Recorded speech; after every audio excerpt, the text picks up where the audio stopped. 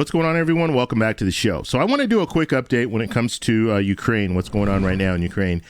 And this is really, I mean, it's a tragedy. It's a tragedy. The way that we're seeing this all play out, it's really hard because the U.S., we have our hands tied. There's not much that we can do. We can send weapons, we can send aid, but when it comes down to it, we can't get involved. And so we're just watching this country just be destroyed and the people in this country being killed for no reason. I mean, they did nothing. Russia actually just invaded them for no reason. So, I mean, it's really sad. And I don't know, I don't know. I don't have an answer. I mean, they're asking for a no-fly zone. People in Ukraine, the leaders in the parliament in Ukraine, they're asking for a no-fly zone. That's something that we can't do because if it's a no-fly zone, how do we enforce that? If Russia goes into our airspace or goes into the airspace, Ukrainian airspace, now we have a situation where we have to be involved, right? We have to shoot down planes and things like that. And now that's World War III. So it's really hard. I mean, it's hard to see. I will say that President Zelensky, I mean, in my mind, he's a hero. And I'm going to be completely honest with you. You guys let me know in the comments below. We can talk about President Biden. We could talk about President Trump or any president that we've had recently in recent times. I don't know too many presidents that would stay. I think a lot of presidents would leave.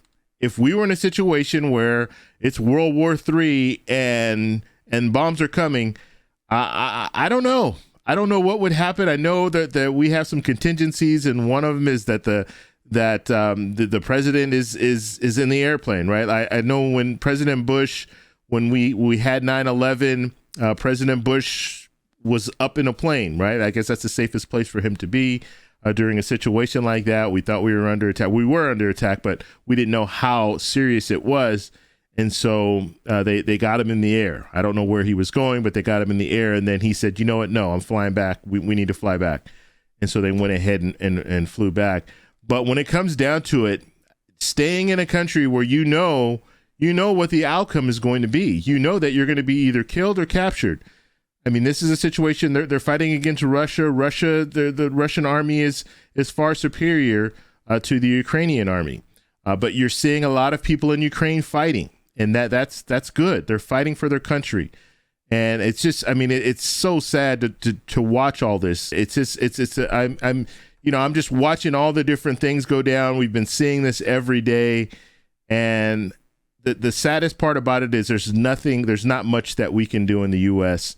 The only thing that we can do is continue sending the weapons. And I'm hoping that we're sending a lot of weapons there. We're sending drones, all that. And maybe, just maybe, they'll be able to hold out long enough and Russia will get the point like, hey, we can't win this. And then they'll back off. That's the hope, right? And now we're seeing some of the sanctions start to really affect some of the oligarchs in Russia.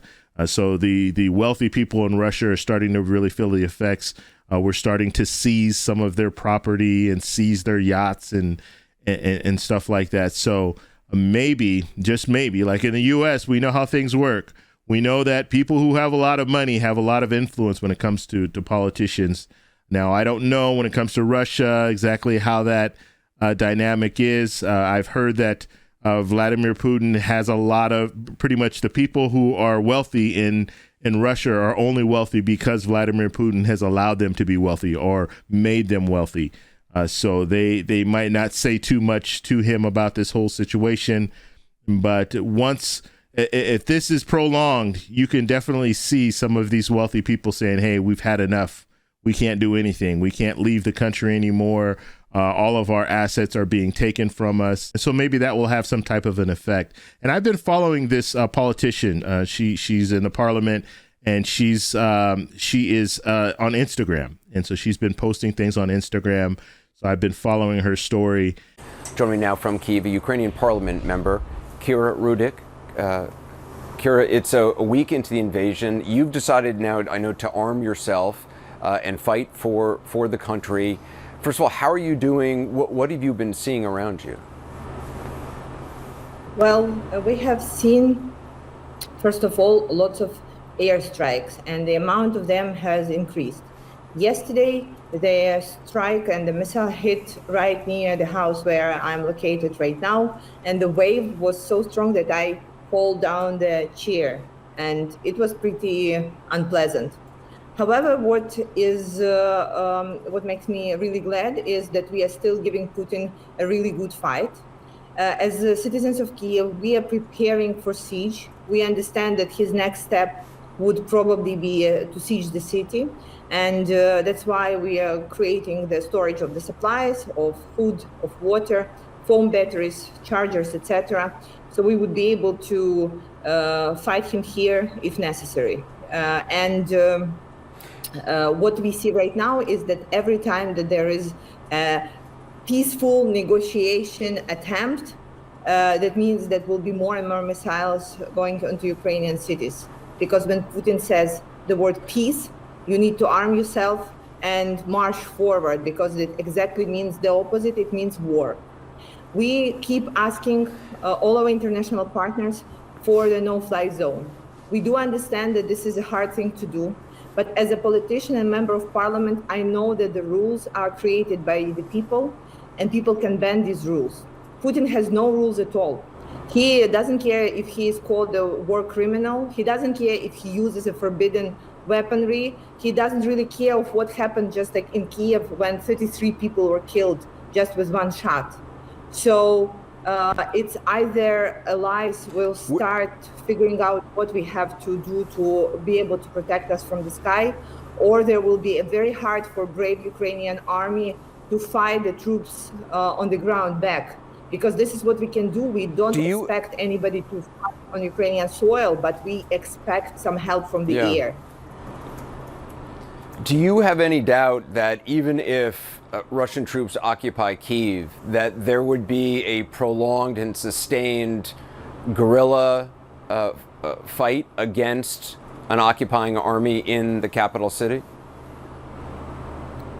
Of course, we call it resistance troops.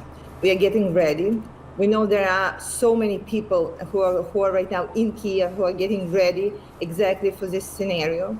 We are not giving up our capital without fight, and we are not giving it up with the fight as well. We are getting ready to oppose Russian troops because we have seen what they are capable of when we were fighting them for the last 8 years on the east and Donbass. So that's why no Ukrainian man or woman wants them here, and that's why we are going to fight them. I want to get your reaction to what Ukrainian President Zelensky just said about Vladimir Putin. I want to play this for our viewers and for you. It's not about I want to talk with Putin.